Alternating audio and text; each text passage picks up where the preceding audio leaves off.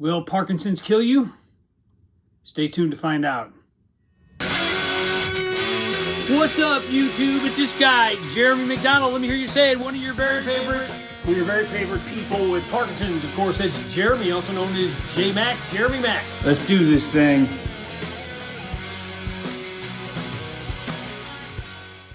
All right, thanks for tuning into this week's show. It's going to be a little heavy. It was kind of silly last week, so I'm just kind of in a heavier mood this week. If you'd like to get a hold of me, the info will be below. Jaymacpodcaster at gmail.com. Jaymac for a little clarification on the spelling.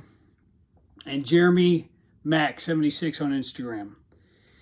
All right, well, the reason I wanted to talk about this particular subject. Well, first, I'm not a doctor. Let's just state that. I mean, obviously, I'm not. I'm in a basement surrounded by zombie movies and Star Wars toys. I'm clearly not a doctor. Got my Dunder Mifflin shirt on. I'm not a doctor, but I feel like it's a tricky question, and let me just give you the short answer. Yes. The long answer, I mean, maybe. It's a complicated situation. A lot of times it depends on your age. I've heard that, like I said, I'm not a doctor. This is what I've heard and experienced for myself. People that are diagnosed later on in life tend to have a faster progression. That's not guaranteed, but I don't know. I guess you're older and more frail or already kind of set up for, so I don't want to I'm stumbling over my words. I don't want to insult my older viewers, but obviously you're older. You're not as strong as you once were, and I think that plays into it. Also, I mean, generally, I think when you're older and you have more health problems, you're not as active. And one of the things that really slows down the progression, especially in younger people, I guess in older people too, is exercise. Now, if you don't feel good and you've got like achy bones and arthritis and, several other what they call comorbidities, I hate that term, but it's a little too metal for me. It kind of stacks up, the deck kind of stacks up on you. So the reason I wanted to talk about this is I got an email or I got a message from somebody I hadn't seen in several years, probably a decade. Almost a decade. And she said, how long do you have? Because I told her I had Parkinson's. And she said, how long do you have?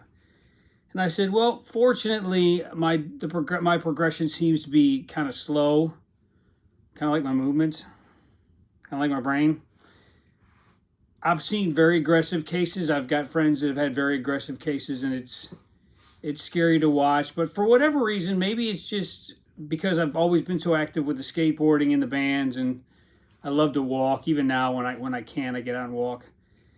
All that factors into your diagnosis or your prognosis, I guess is the word I'm looking for.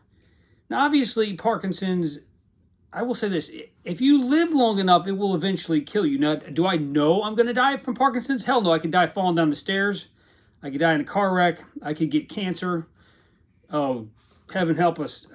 Just basically, any number of things could happen to me. Just because I have Parkinson's doesn't mean, like, at first when I got Parkinson's, I'm like, well, it can't get any worse than this. Well, guess what, folks? There's many other things that can get worse. So I don't know that Parkinson's will kill me, but if I live long enough, it will, if that makes any sense.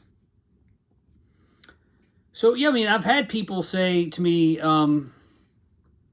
roundabout, like, how do you deal with knowing you're dying? And I just kind of like, we're all dying a little bit every day. I don't know if it was Jim Morrison. Somebody said nobody gets out of life alive. You can leave in the comments who said that. It might have been Jim Morrison, but it might have just been something that was out in the zeitgeist. So we can't control anything about this disease. I mean, when I first got diagnosed, I thought, well, I can take enough supplements and I can exercise and I can do yoga and I can do meditation and I can, really push myself and keep the Parkinson's at bay. And for a while, it did, but it creeps up on you, and then suddenly something you used to be able to do, suddenly, like you look at a video yourself from a couple years back and you're like, wow, it was much easier back then. So the progression will eventually get me. Usually what happens, I've said before, is just like a lot of older people, you get pneumonia and you have trouble breathing, and you basically just, pneumonia or whatever kills you, you can't breathe. Or the other big thing with PD patients is falling, or complications from falling. I know if you've watched any of Michael J. Fox's latest videos, he's had incredible trouble with falling. I think he broke his like orbital socket on his face. It's hard to watch, but there's a German. I've heard this in German before. Wir müssen leben bis wir sterben, which basically means we must live until we die. That's kind of like, that's all we can really do is live till we die. Now, would I want to look into my crystal ball if I had one and see what? Hell no. There was an episode of the X-Files called Clyde Buckman's Final Repose, and it was about a guy who could see how people were going to die. Hell no. Hell's to the no. Wir müssen leben bis wir sterben. We got to live till we die. Got to keep going every day. But I mean, it's a confusing disease because people see. I'm sure they see their grandparents or older people in the store that just look so goddamn frail. But hell, if you saw me when off my medicine, and that's something I'm going to address here in the coming weeks. I'm going to show a little bit more of me when I'm off because I feel like maybe people are getting the wrong idea. Because sometimes I look at my videos and I'm like, damn, I don't even look like I have Parkinson's. But it's a tricky subject, back to my original point. And we can't control anything other than like our exercise and our routine and our diet and stuff like that. There's very little we can control. Hear my foot squeak? I've been fortunate in a certain way. I know it sounds ironic to say that. Fortunate that my disease has been rather slow in progressing. I know people who've had parents with Parkinson's in their 80s and it moved rather quickly. But like I said, at different ages, it can be different. So basically, I don't know what's going to kill me any more than you know what's going to kill you. It's not exactly a cheerful subject, but I just felt like I needed to address it because it is kind of people are afraid to ask. I mean, unfortunately, this lady, she just said, how long do you have? Like in a very sympathetic way, not like being antagonistic or anything. It was a sympathy thing. I'm like, well, I'll just keep doing what I do till I can't do it anymore.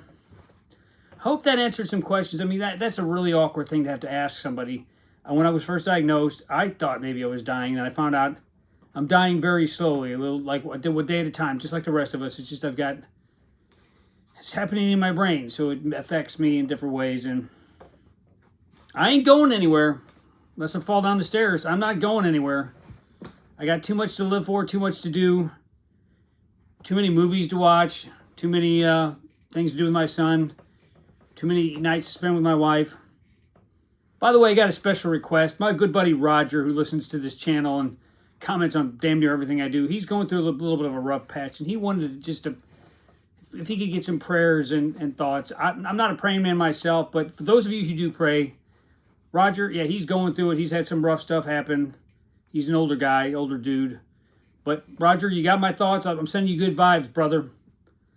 So hopefully I didn't depress you during this holiday season, but I just wanted to address this because it's kind of been like, you get those bees in your bonnet, just kind of like you got to get it off your chest. All right, that's all I got from my pop culture bunker / museum / archive in the freezing but sunny city of St. Louis. Peace and love.